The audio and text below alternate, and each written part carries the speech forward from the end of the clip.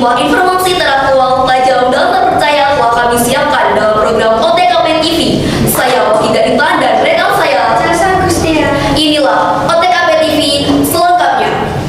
Selain terkenal dengan kota sate dan pohon jatinya, Blora juga mempunyai sentra wisata edukasi keramik yang sangat terkenal dan mendunia. Oh, saya tahu Intan, pasti di Sambalong kan? Ya, betul sekali Chelsea. Ini seru sekali ya. Ya betul, karena wisata ini masih terbilang baru dan baru diresmikan pada tahun 2019. Selain kita bisa belanja, kita juga dapat belajar dan melihat langsung proses pembuatan gerabah yang dilakukan penduduk setempat. Ini dia wisata Kriya Keramik yang ada di Desa Balong. Kriya Keramik berlokasi di Desa Balong, Kecamatan Jepon, Kabupaten Blora. Jaraknya tidak jauh dari pusat kota Blora, sekitar 5 km.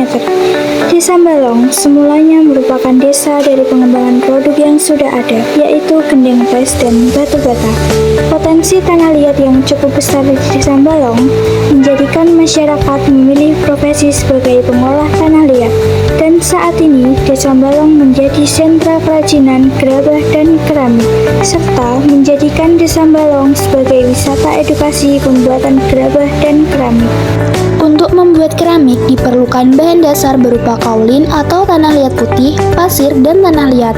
Semua bahan tersebut kemudian dicampur dan diaduk hingga kadar kekentalan tertentu.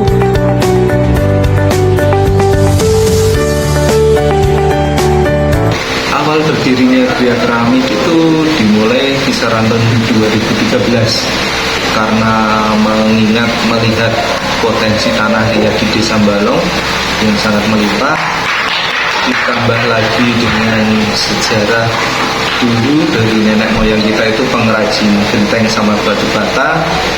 Nah, melihat potensi yang banyak tanah liat itu kita kembangkan menjadi kerajinan gerabah dan keramik sampai saat ini, seperti tampak di depan dan di belakang bisa dilihat. Sangat bagus karena dengan adanya Kriya Keramik ini saya bisa mengetahui cara membuat berbagai jenis barang yang menggunakan tanah liat yang sangat kreatif.